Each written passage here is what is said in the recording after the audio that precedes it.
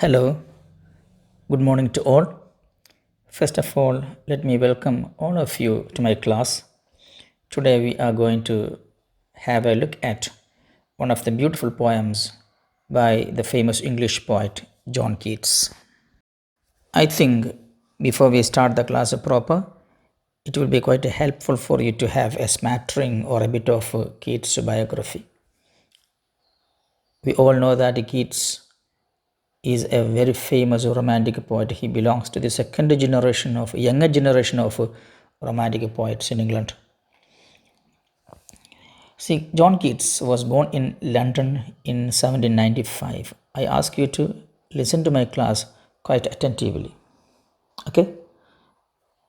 Keats was born in London in 1795.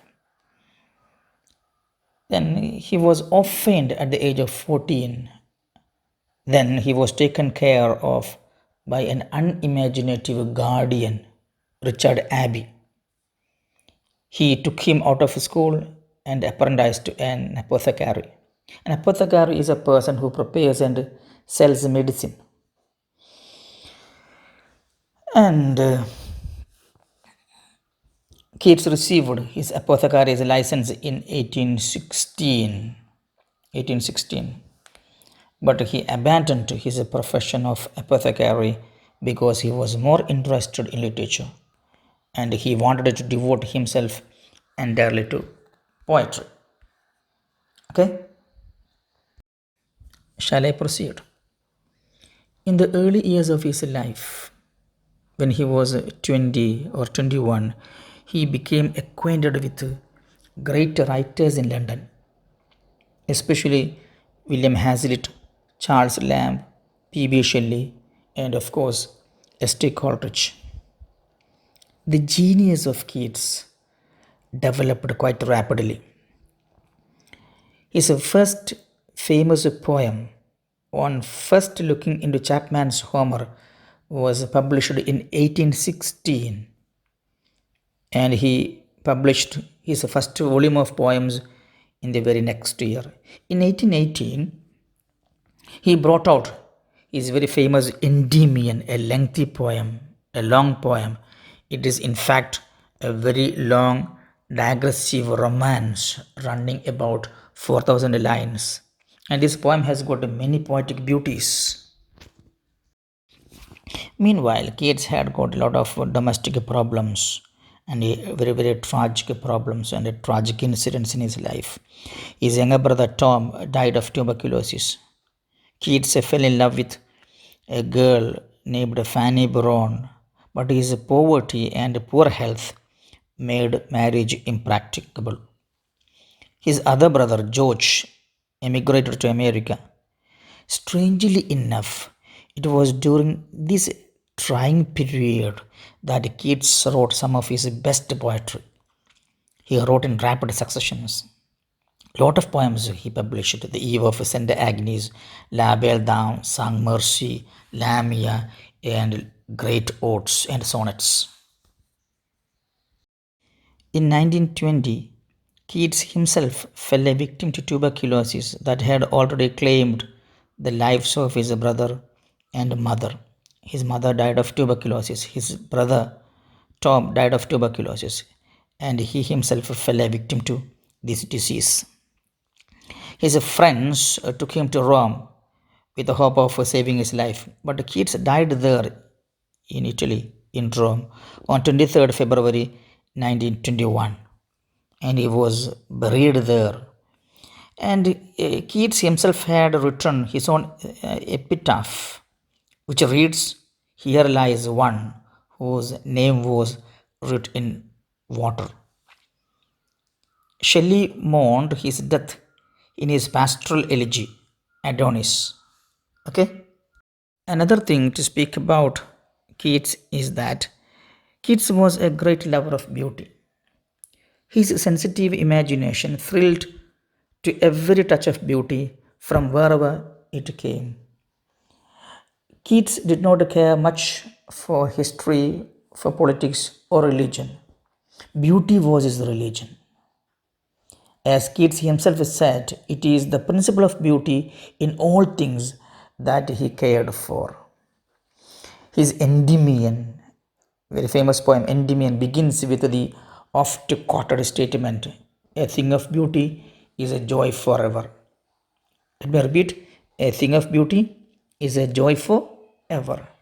And his very famous ode on a Grecian urn, ends with the assertion, "Beauty is truth, truth, beauty."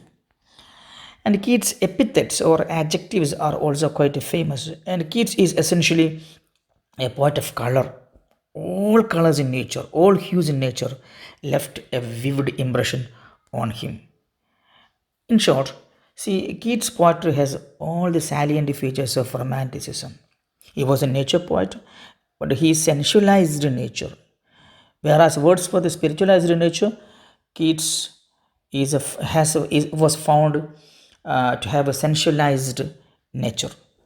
Then his poetry is characterized by abundant sensuousness. He was a sensuous poet, and his poetry is characterized by sensuousness, picturesqueness, Hellenism. He was much influenced by Greek art and culture, and his poetry was also featured by haunting melody. Okay, then he was indeed a very, very famous English romantic poet. He was the last to be born and first to die of the younger generation of the romantic poets. He died when he was hardly 26. See, the poem prescribed for us is Ode to Autumn, and we should know what an ode is. What's an ode? Simply defining, an ode is a lyric poem, serious in subject and often in the form of an address. And Keats has called several of his poems odes, even though he has not made any great effort to follow the Greek manner or English manner strictly. And Keats is often called a writer of odes.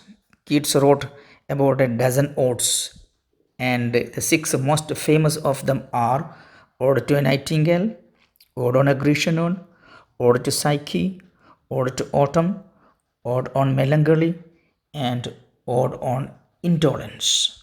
Okay? Strangely enough, these odes were written in his most unhappy but most creative period between early 1819 and late 1819. It was a time when poverty, ill health, and Fanny Brown's indifference made his life far from happy. Yet his odes are very perfect, and his odes are sufficiently long to distinguish them from lyric. Their language is quite dignified. The evolution of thought is always distinct and logical. Their structure is sufficiently elaborate. See, and these odes are remarkable for their chiseled beauty, their brooding sweetness, their haunting cadence, and their glorious independence. His odes, another quality of his odes is that his odes are not choric but purely personal and subjective. Okay? Then his odes are the most characteristic of his keen sense of beauty, his love of romance, his sensuousness, and his sense of mutability of life. See, let me give you some introduction to Ode to Autumn. So, this poem was composed in 1819, the autumn of 1819. See, Keats was moved by the sight of a warm stubble field on a Sunday walk around Winchester. He wrote to his friend, John Hamilton Reynolds on 22nd September 1819. See, I'm quoting, how beautiful the season is now, how fine the air, a temperate sharpness about it. Really, without joking, chaste weather. I never liked stubble fields so much as now, better than the chilly green of the spring. Somehow, a stubble plain looks warm, in the same way some pictures look warm. This struck me so much in my Sunday's walk that I composed upon it. Unquote. And what he composed was his very famous Ode to Autumn. It is the last of his great odes. And this poem is supposed to embody the fullest ripening of Keats' genius. All the more significant because he was very close to death. The Ode to Autumn consists of only three stanzas. It is most perfect in execution. In no other poem of Keats does his simple and direct love of nature find a fuller expression. It gives a very vivid description of an English autumn with all the warmth and richness of the season. It breathes a spirit of happy contentment, which is not always found in other works. There are no questions and no conflict in the poem. The season of ripeness and fulfillment is seen as though it is quite final.